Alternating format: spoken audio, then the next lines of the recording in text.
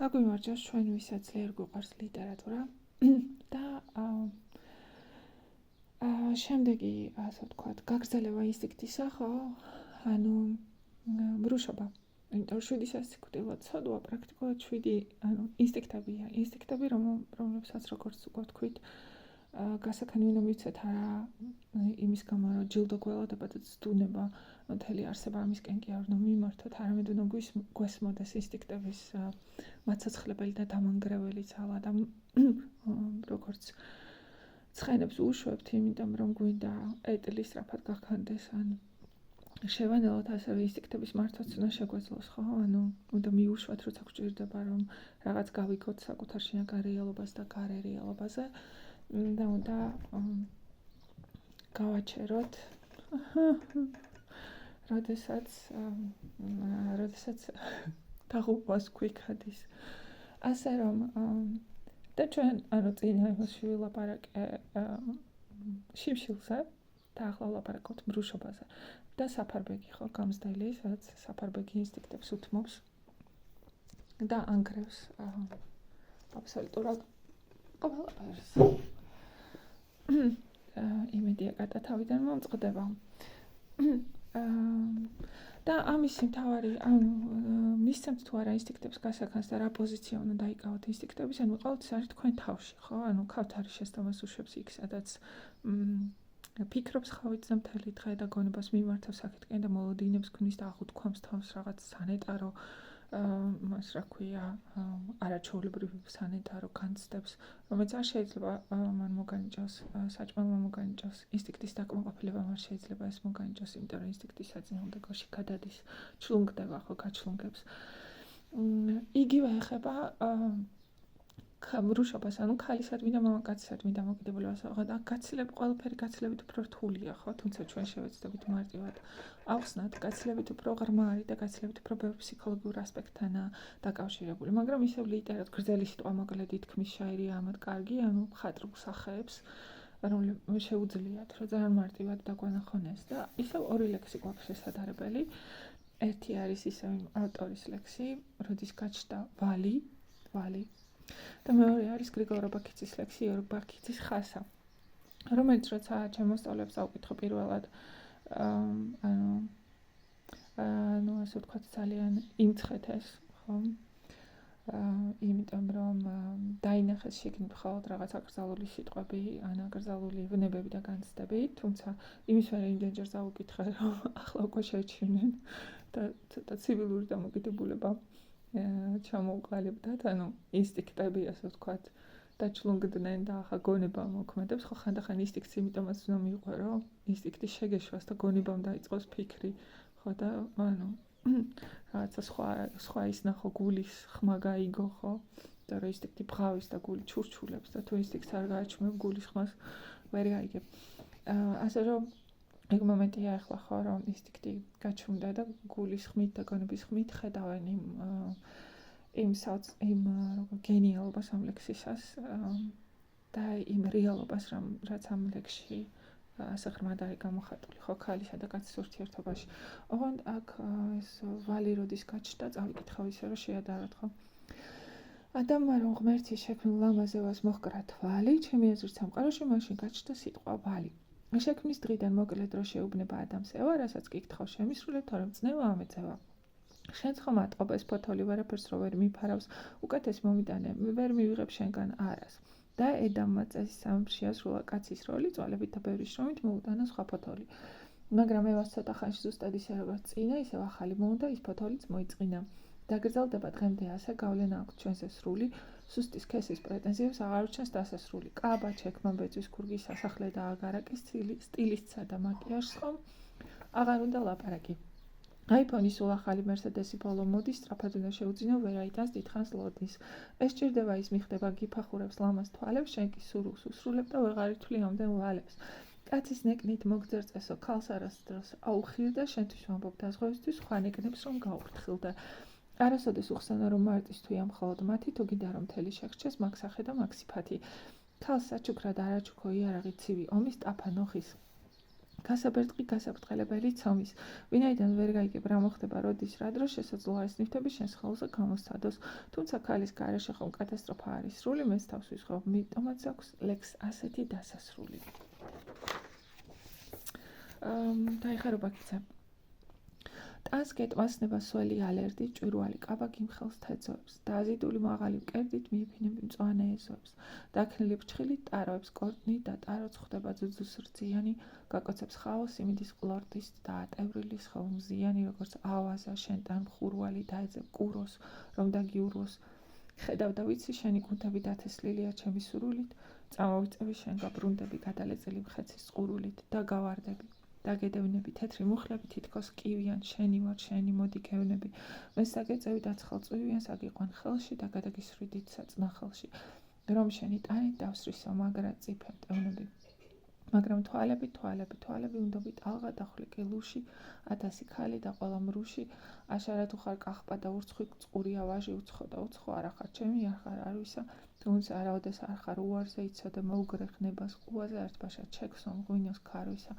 და შენი თმები წითური მორგვით მიგაკრავ მაგრად ცხენის ძუაზე, მაგრამ თვალები, ეხლა მადონა წმინდა ხასხასა რა გიყომა შენ, უცხებო ხასავ, ნელი და ტკბილი, ქვემეფინები რომ გადავიქცეთ ჩვენ კიდევ წყვილი, ალამურ ღიმოს მომახო, რიდეთ მეც დავრბილდები რისხვარის მოშლით აგამზეორებ როგორც შუგბის ტარს, იერუბაქიცის და ერთხელ კიდევ გასუდრულ მტევანს გაგშოლტავ ლოშნით.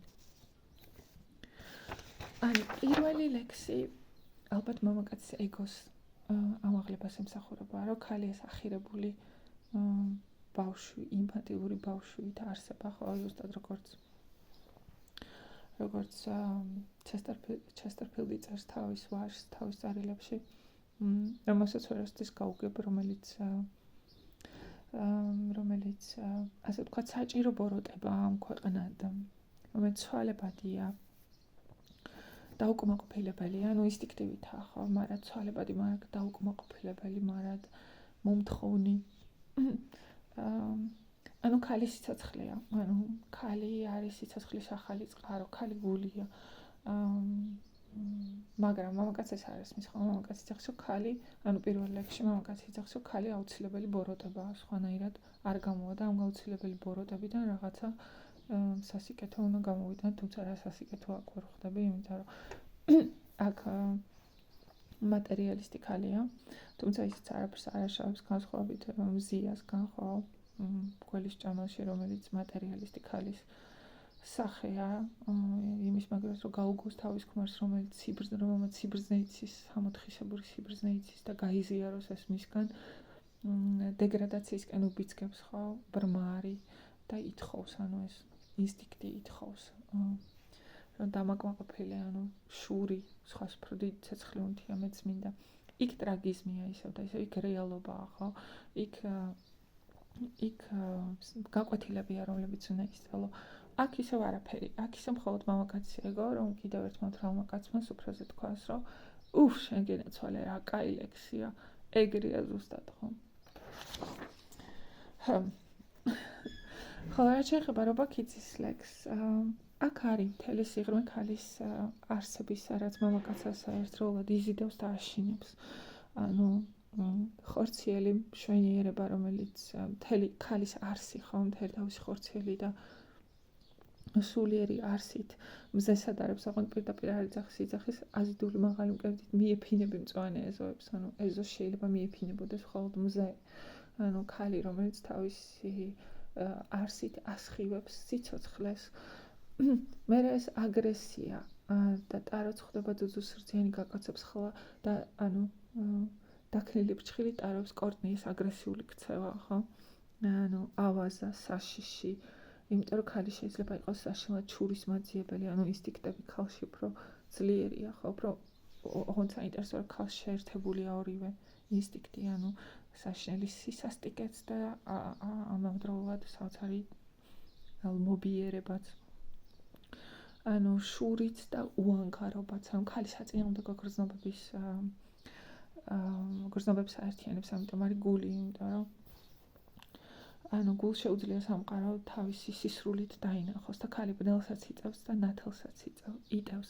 მაშინ როცა მამაკაცი გონებით იმართება და უფრო ცალსახად მიმართულია რაღაცისკენ, ხო, მამაკაც, ანუ ამის ნათელი მაგალითია, მაგალითად მოსწავლეებს რო გკითხა რა, რომ საღამოს სახლში რომ მიდიხარ, თუ ფიქრობთ იმაზე დღის განმავლობაში რა განიცადეთ და გოგოებმა მითხრეს, რომ რა თქმა უნდა, ამაზე რა ლაპარაკია და ბიჭები გაოცებისგან გაშტარდნენ, რატო უნდა ვიფიქროთ რამეზე სახლში რომ მივდივართ. ხან ძალიან მარტივი განსხვავება ქალისა და კაცის ბუნებას შორის. და როცა მამაკაცი ეჯახება ქალს, ანუ პირველად უყვარდება ის სწორედ ეს ცვალებადობა, ეს უკიდურესობების გაერთიანება ერთ არსებაში, ანუ არის ის მომენტი, როცა მამაკაცი ეჯახება ქალის სახით მთლიან სამყაროს, თავის ბნელით და ნათელით, ტრაგიზმს, სიკვდილს, ღალატს, ანუ ყველაფერს ერთად, ხო, და რა დამოკიდებულებას დაიკავებს ამის მიმართ, ის განსაზღვრავს მერე რა მამაკაცთან გვაქვს საქმე, იმიტომ რომ მამაკაცის ეს სამყარო, ხო, ფიზიკური სიჩაუქე, მაგრამ ყველაზე მეტად მამაკაცის ქალი. იმიტომ რომ ქალი ის ზღვა, რომელშიც შეცურვაც თუ შეგიძლია, მაშინ იბადები ხელახლა ახალ არსებად, ხო, ანუ ბიბლიაში ერთ ხორცს და ერთ სულ და ერთ ხორცს, ანუ ორი ადამიანი უნდა დაიბადოს ახალ არსებად, სულიერ არსებად და როგორ წარმოგიდგენიათ, რომ ორი ადამიანი ახალ არსებად დაიბადოს, რა თქმა უნდა, ხორციელი კავშირი ვერ იქნება ახალ არსებად დაბადების, იმიტომ რომ ხორციელი კავშირი იმპულსურია, წამიერია, ინსტინქტია, ანუ დაჩლუნგება, მობეზრება, ხო, ამაზე ვერ აგებ ურთიერთობას, მაგრამ ის რომ სულიერად დაიბადო ახალ ერთიან არსებად, ამისთვის მეორე ადამიანი უნდა მიიღო, ანუ მისი ტკივილი უნდა მიიღო, უნდა გაამთელო, ანუ მეორე ადამიანი უნდა იყოს შენთვის ყველაფერი, ხო? მეორე ადამიანის იმედების გაცრუება, იმედების გაცრუება უნდა შეუწონო ყველაფერს, რაც მანამდე ჰქონდა. გინდას ყველაფერი დაკარგო, მთავარია იმას იმედი არ გაუცრუო. ანუ ამიტომ არის მიჯნურობის მთავარი წესი, ხო, რომ რაც არ უნდა მოგთხოვოს, სათქმო ყველაფერი უნდა შეუსრულო. იმიტომ რომ მხოლოდ ასე ჩასწვდები სამყაროს დუალიზმს, ხო, ასე შეხედავ სამყაროს ჰოლისტიკურად, ანუ ბნელიც და ნათელიც, ხო, ანუ მთელი თავისი არსით. და რობაქიძის ლექსში ეს კარგად ჩანს, ანუ ეს დევნა, ეს მამაკაცის ეგოისტური დამოკიდებულება ქალისადმი სურვილი, რომ მოათვინიეროს ისე როგორც ყველაფერს დანარჩენს ათვინიერებს ამ ქვეყნად, ხო, მაგრამ ქალის მოთვინიერება შეუძლებელია ქალისადმი ისევე როგორც ინსტინქტის, ისევე როგორც ინსტინქტის, ამიტომ ქალისადმი დამოკიდებულება განსაზღვრავს იმას, ქალი მოიტანს სასიცოცხლო ენერგიას თუ ქალი მოიტანს დამანგრევალ ენერგიას. და ამ ქაოსიდან საინტერესოა, რომ საწნახელში გადაგისვრიო იძახის საწნახელი სიმბოლოა, ხო?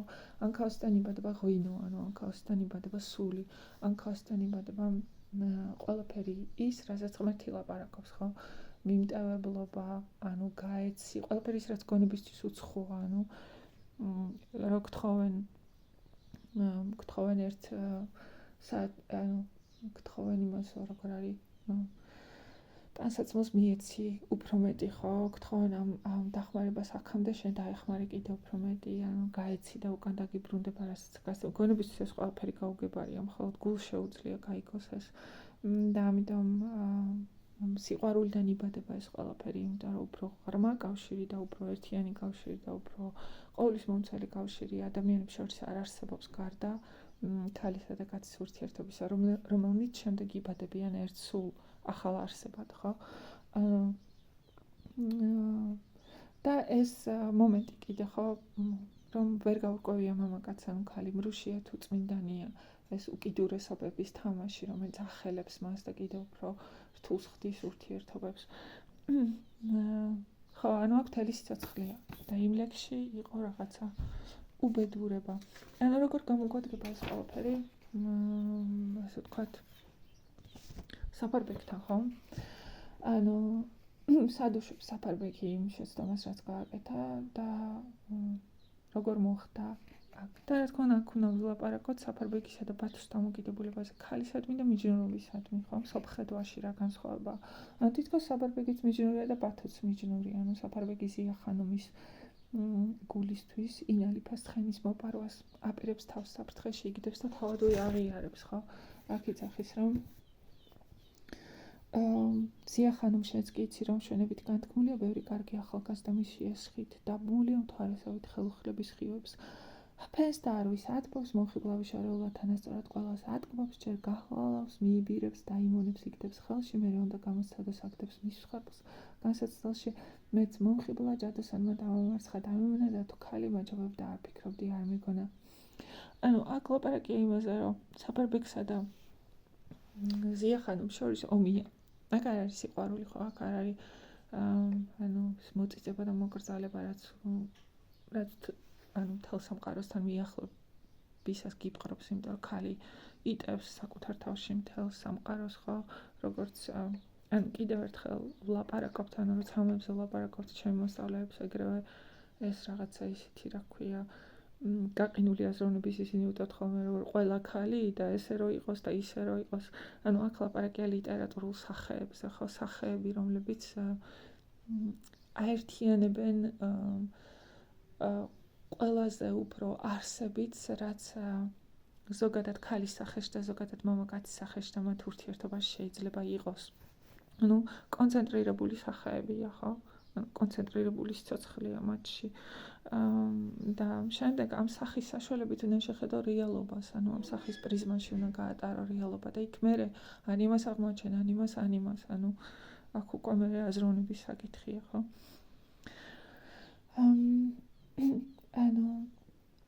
საფარბექსა და შორის აქ ომია, საფარბეგი არ აღიარებს ქალის მას. ბათუსთან ჩემი აზრით იმიტომ მოვიდა, რომ იცის, რომ ბათუ დაეხმარება, ხო, საერთოდ არ აპირებს, რომ ზიახანუმისთვის ამხელა მსხვერპლი გაიღოს და ზიახანუმი იმიტომ ჭირდება, რომ ზიახანუმი კიდევ ერთხელ დაამტკიცებს საფარბეგის გაიბიჭებას, იმიტომ რომ ბევრი შესწრის, იმიტომ რომ და ზიახანუმის სტრფობასთან კიდე ნადირობის აზარტია, იმიტომ რომ მას ინალი ფასდამარცხება უფრო აინტერესებს ზიახანუმის ასე ვთქვათ, მოპოვებით, ვიდრე ბოდიში ტყავა გაციდა. ვიდრე სხვა რამე. ასე რომ აქ მიჯნობა არ არის, თუმცა ბათუს გულუბრყვილად გონია, რომ საფარბეგიც იგივე განიცდის, რასაც თვითონ და ეუბნება. წუხარ რომ ეგ საქმე უკადრის იგი კისრია, მაგრამ რადგან სიყვარულის ტკბილის სენი შენც შეყრია, გზა აღარ გაქვს, უნდა გული დაუდვა და იმსახურო, რომ სატრფოს წინ შენს რცხვილის ოფლი აღარ მოიწურო, მის ოცნებას, მის გულის თქმას უნდა მიჰყვა და ემონო, გინც სიცოცხლეს შენი ტკბილი მწარა სიკვდილს შეუწონო, ეს შენ ციცი არ ხარ ქვეყნის უცად და უმეცარი, სავაშკაცოდ გამოსული უდრაკი და უშარი. ბათუ საერთოდ არ ხვდება საფარბეგი ვინ არის, ხო? აქაც ისევ, როცა მიჯნობას და სიცოცხლეზე ვლაპარაკობთ, რუსთაველი გვახსენდება, იმიტომ რომ რუსთაველი იძახის, რომ მიჯნობა არის ტურფა, საცოცხლად ძნელი გვარი, მიჯნობა სხვა რამე არ სიძვისად ასად არის, იგი სხვა, სიცოცხლე სხვა, შუაუზის დიდი ზღვარი. ერთი ბოროტება და მახინჯია, მეორე სიკეთეა და ყოველივე მშვენიერი მოაქვს, მაგრამ ზღვარი, სიცოცხლესა და მიჯნობას შორის გასარკვევი ძალიან რთულია, ხო?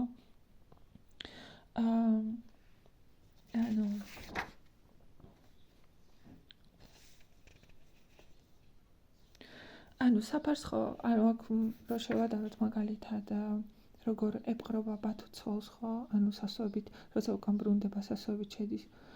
აორა გვერდი მიდის იქ, სადაც ის ეგულება, ვინც სიცოცხლეს ურჩევნიას უსწირავს და თავს ევლება გულში აუმსერს, დავხედავთ ყველა ძინარ ნაზიბროლას, თუ გავუძელ გულის კერას, სულის ბრუნვას, ხორცის შროლას. საფარბექს გავსი არაფერი არ აქვს, ხო?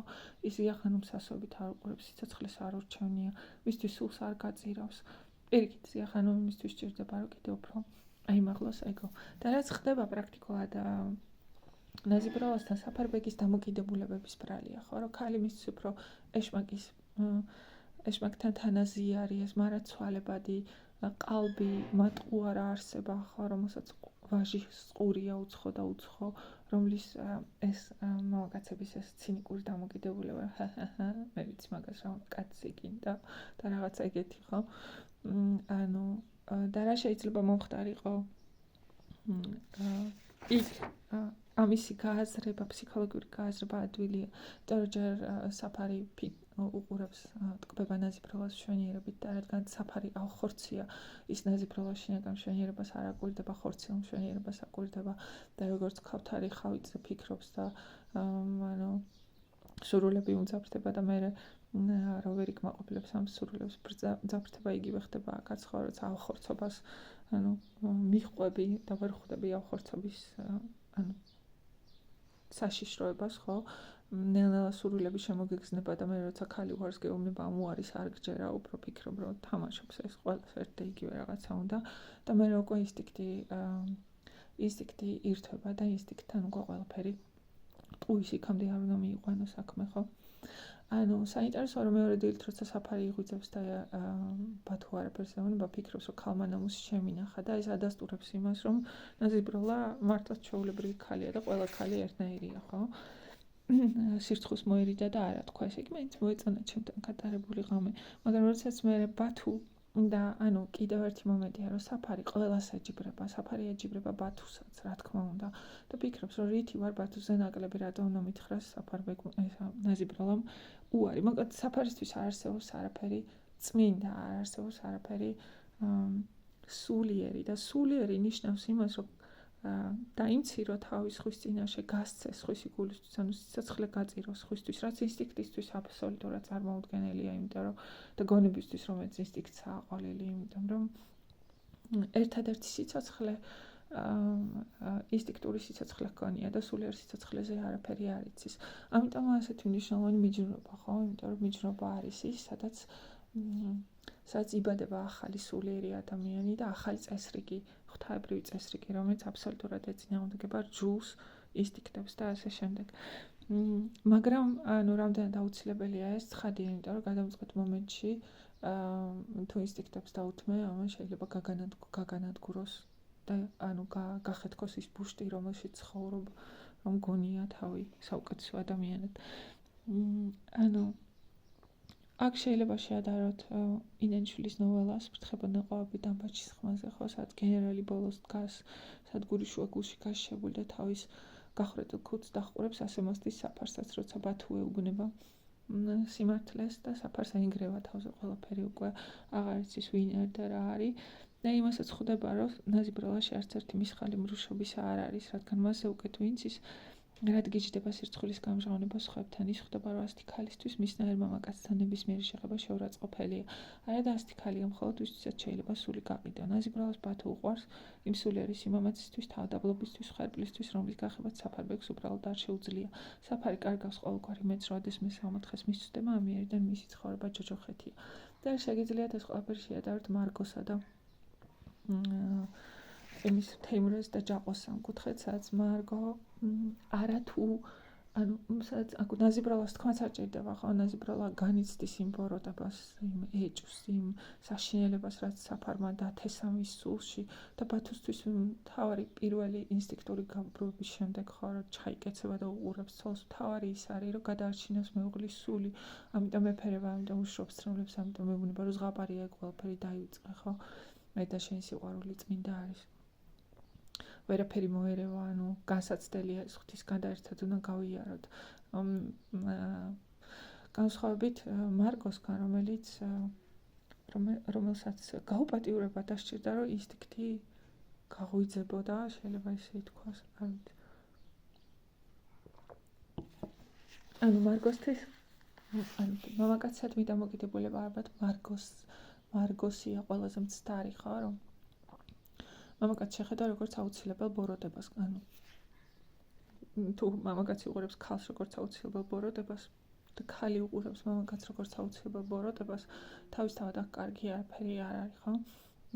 იმიტომ რომ ყველაზე უარეს მხარეს იღებ ადამიანის ეს ინსტინქტურ მხარეს და ჯაყო რომ ინსტინქტია და არაფერი ეშველება ამაში ხო ცხადია და რამდენად საშინელია ინსტინქტი თავისი არსით ჯაყო ამას ცხადყოფს და როგორ შეიძლება რომ ინსტინქტი მიიღო როგორც ანუ რასაც მარგო აკეთებს როგორც გარდაუვალი ბოროტება, რომელსაც უნდა აღყვედა, არაფერი გეშველება.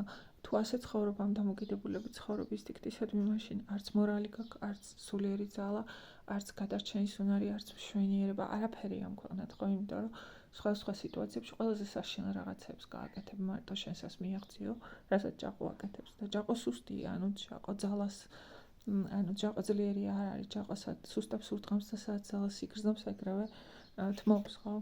ანუ თეიმურასთანაც კი როცა თავს დაადგება, გავარდება მეორე ოთახში აბჯარს აისხამს და ისეთი გამოვარდება და ხმას იქნებს თითქოს ბრძოლის ველზე იყოს კიდევ ერთი ნიშანი ადამიანის სისუსტისა არის ის, რომ ძალას იყენებს ზედმეტად.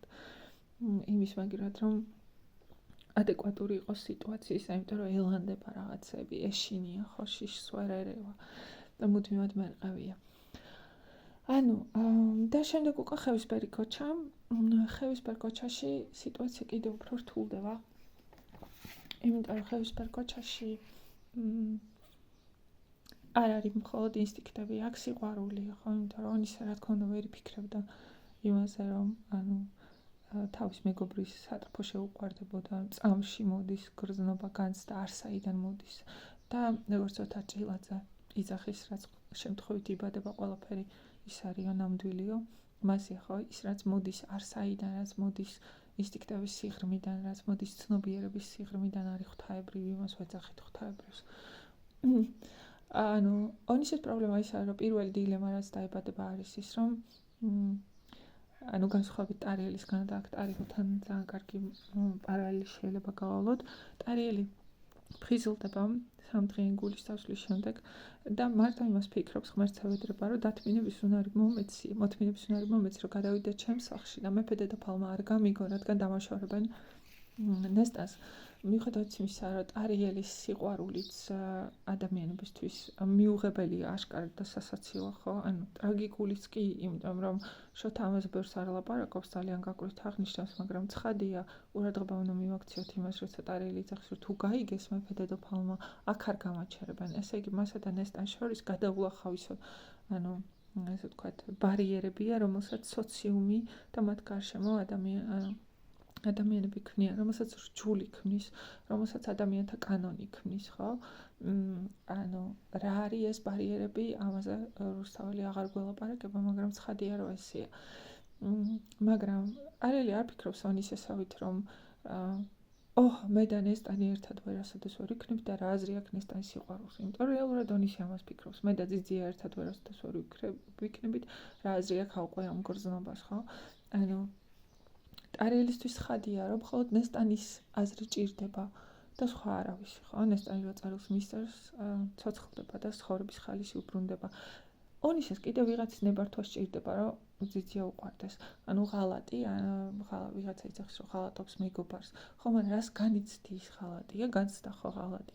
არ არის ის, რაც გეუფლება, ღალატი არ არის. ღალატი არის დამოკიდებულება, ხო? იმისადმი, რასაც განიცდი. და გააჩნია კიდე რას განიცდი, ხო? ხომ თუ მხოლოდ სიამოვნებისკენ ხარ მიდრეკილი, მაშინ ხო, მაგრამ ონისე გმირულად იქცევა, ონისე წინააღმდეგობას უწევს ამ გრძნობას, მაგრამ ონისე ბრძენი არ არის, ონისეს მიჯნურთ ზნეობა აკლია, ხო? ვიცა ეს სრულად არასჭირს აკლია მიჯნურთ ზნეობაო და ყველაზე მეტად ზნეობიდან რაც აკლია არის სიბრძნე, იმიტომ რომ ბრძენი რო იყოს ონისე, მაშინ მიხვდებოდა, რომ სიყვარული თუ ინსტინქტს მოერევა, სიშორე თუ ინსტინქტს მოერევა, ის რომ გონებას არ მიმართავ მისკენ სიყვარულსაც ვერ მოერევა, იმიტომ რომ სიყვარულისთვის სიშორე არ არსებობს. ანუ გონება შენ არ გემორჩილება, ამიტომ ერთადერთი გზა იმისა, რომ იმიტომ რომ სიყვარული ეს არის ხელხლა დაბადება, ხო? ძველი უნდა მოკვდეს, ახალი ადამიანი დაიბადოს და იმის დაბადება მტკივნეული პროცესია და იმისთვის რომ ეს მოხდეს, აუცილებელია რომ მიყვე მას, ოღონდ მიყვე არა, იმიტომ რომ ასე ვთქვათ, ხორციელი ტკბობა და სიამოვნება მიიღო, რაზეც ონისე ფიქრობს, ანუ ონისე ფიქრობს მხოლოდ ხორციელ ტკბობაზე. ხოლო რუსთაველი იძახის, რომ მე ღმერთის სიყვარულზე ვერ ვილაპარაკება, მაგრამ ვილაპარაკებ ხორციელ გრძნობაზეო, თქვენი ხელობანი ქვენანი, რომელნი ხორცთა ხვდებიან, რომელიც ღმერთს ბაძავსო, ხო? მას მარცვე ბაძვენ თუ ოდენ არ სიძვენ შორით ბდებიან. და ონისეს ბნედაც აკლია, ონისეს გაგიჟებაც აკლია, ანუ მიჯნურთა ყველა წესი აკლია და ეს ღუფავს, ეს ამთავრებს ტრაგიკულად ყველაფერს, იმიტომ რომ მიჯნურობის წინააღმდეგ წასვლა შეუძლებელია და საბოლოო ჯამში ისევე როგორც ინსტინქტს მოაქვს განადგურება ან სიცოცხლე, სიყვარულს მოაქვს მარტო ონისეს განადგურება კი არა, პრაქტიკულად ყველა იმ ადამიანის განადგურება, ვინც ონისესთვის ძვირფასი იყო. იმიტომ რომ სწორედ იმ დროს და იმ მომენტში დასწლებს, როცა ყველაზე ნაკლებად ელოდა და როცა ყველაზე მეტად ემართა სიფხიზლე. ხო, იქ ქორწილის სცენაში კარგად ამთელი პირველი შესავალი, ანუ როცა ძიძიას გაიცნობს მთელი ეს შინაგანი კონფლიქტი და ღელვა ძალიან კარგადაა აღწერილი, ხო, ონის ეს ფიქრები, რომელიც მხოლოდ საკუთარ თავზე ფიქრობს და არ ფიქრობს ძიძიაზე, მხოლოდ საკუთარ გრძნობაზე ფიქრობს და იმ შერცხვენაზე და მომავალზე და იმაზე, უიმედობა და სასწარკვეთილება იმის გამო, რომ ძიძია მისი არ იქნება. და ძიძიას სულში რა ხდება, მას არ აინტერესებს, ხო? ძიძიას ფიქრები საითკენ მიდის, მას არ აინტერესებს ძიძია რას ეტყვის, მისთვის ეს ღვთის სიტყვა არ არის. ერთადერთი როცა შეამჩნევს, რომ სცივა ძიძიას მაშინ ფიზიკური ტკივილი, ძიძიას ფიზიკური ტკივილი მისთვის ძვირფასია, მაგრამ სულში რა ხდება? ვერც კი ბედავს კითხოს, რაც აბსოლუტურად განსხვავებული მომენტია ავთანდილთან, ხო? რა თქმა უნდა, დიდ როლს თამაშობს გოჩაც, რომელმაც იმ კაცისა არ იყოს, ხო, რომ შიმშილს რო თავი დააღწია და შულს უბარებს, მე რომ არასოდეს მშიერი არ იყო, ხო, და ამ შულს შიმშილი არასოდეს განცდია და არ იცის რას ეუბნება და რას ითხოვს მისგან მამა. ასე გოჩა ქმნის გარკვეულ სოციალურ სტატუსს, ხო, იმიტომ რომ ხევისფერია, ცხოვრების ეულ გამოცდილებას აგროვებს სიბრძნედ და მე შულს ეუბნება, რომ შენ ის უნდა გააგრძელო და შვილი ვერ გააგრძელებს ამას თუ თვითონ ვერ გამოსცადა, ხო, თუ შლეგი არ ახარ ბძენი ვერ გახდები, თუ არ მოგშივ და სიმაცხრის იმას ვერ გაიგებ და გოჩას სიბრძნე აკლია აშკარად, იმიტომ რომ განსხვავებით თუ შევადარებთ თარან ქვრივს და ყველაფერი კავშირებია, ხო, მაშინ ნახავთ რომ თარან ქვრივისთვისაც ასეთივე სამარცხვინოა გიორგის საქციელის სახლიდან წასვლა, მისი მამის ხსაუნიშნავ რაწყობა მოჯამაგირე დადგომა სხვაგან დედის გაწირვა, მაგრამ არა თუ არ ეწინააღმდეგება, არამედ პირიქით ეხმარება, ხო, იმიტომ რომ იძახის რომ მე ჩემი კალო გავლეწე და მაგან ეხა უნდა გაიაროს, მაჭარია იძახის მაჭარს რომ დაახურო გასკდება ქვევრი, ამიტომ დადუღდეს და თავისი გზით წავიდეს, რაც